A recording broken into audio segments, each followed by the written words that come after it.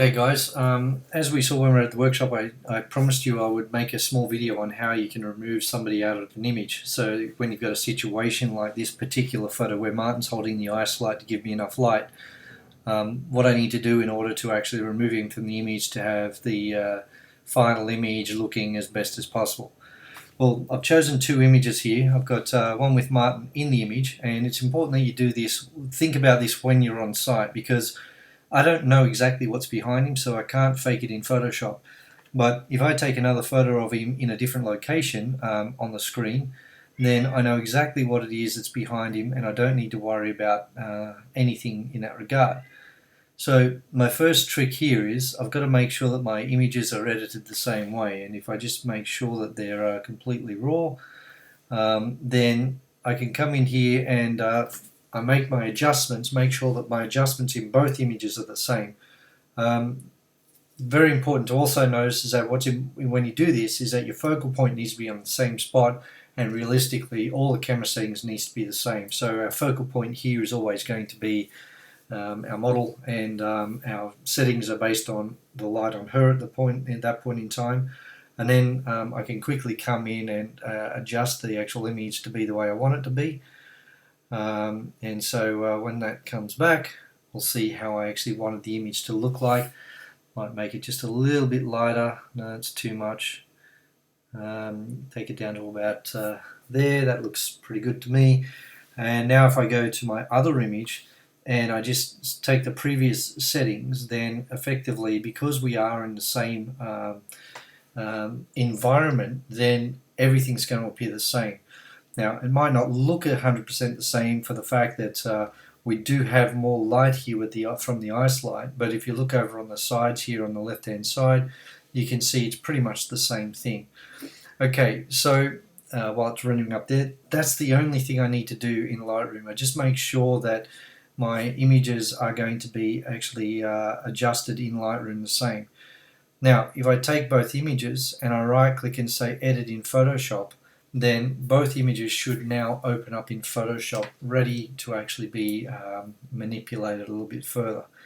So if I just wait for it to come up here, and what we do in Photoshop is very simple, doesn't take very long to do, and in actual fact what I would recommend is if you wanted to do this, if you have a tripod available, it's always better to use a tripod, because then it's actually going to be perfectly orientated no matter what. But now that we're in Photoshop, we see that we have the two different images, and all I'm going to do is I'm going to do a Command A to select it, or Command C to copy it, go to my other image and a Command V to paste it over the top.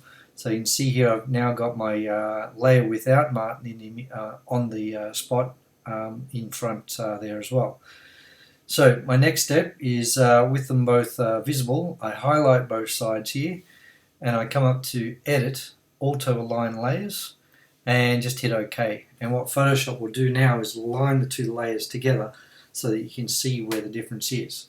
And what you'll see is if I turn off, you'll see that if I toggle it, you'll see it's almost right, although the pillar's not 100% perfect.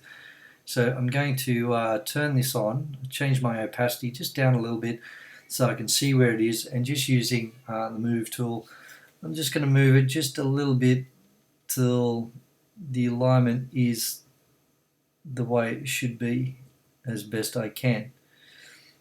And of course, the more you do this, the more practice you get, the better. But in this particular case, it's kind of about right.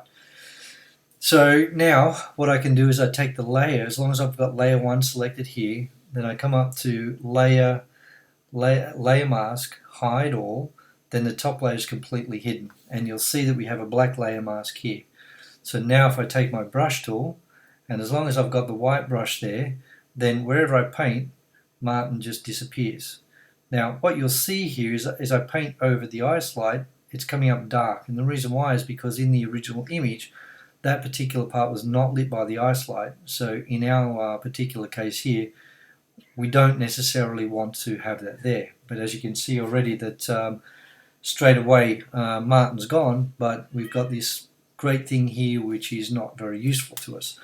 So if I use a black brush, wherever I paint will actually bring back the ice light and back that particular area of interest. So now, rather than using the actual layer mask, I'm going to simply merge my layers because I don't need any of the other information, and I'm going to use the clone stamp tool. So if I basically come over here to that, then it's a lot smaller, my brush. I'd maybe make it a little bit bigger. Then by using the Alt button, if I click right here on the line, then I can say that there, and I can see when I'm lined up, when I can start painting, and it's just going to sample blow. And as you see, I went a little bit too high there, but I can fix that in a second. And then I can just paint out his arm happily, and you wouldn't have even known it was there. And if I do it one more time here, then I can get rid of his arm as well, his excess hand. And there you go, Martin's gone. Now if I want to remove this here, of course, the same deal, clone stamp, just simply, I'm just basically picking up my cursor and dropping it every now and then, because otherwise I'll paint into the bit, because it remembers what the last area was that you were over.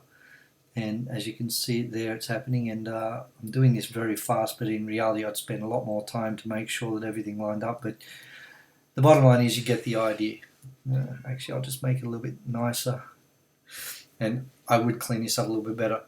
Then I can simply come in here, I can draw in a crop area, go to image crop, and there's my image as it currently stands. And now if I close the image, it'll save it out to Photoshop. So if I hit the save button, sorry, out to Lightroom, and I go back to Lightroom, then what we see in Lightroom is our finalized image in a TIFF file.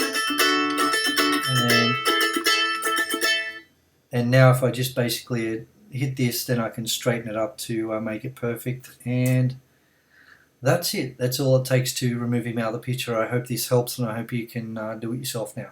See you later.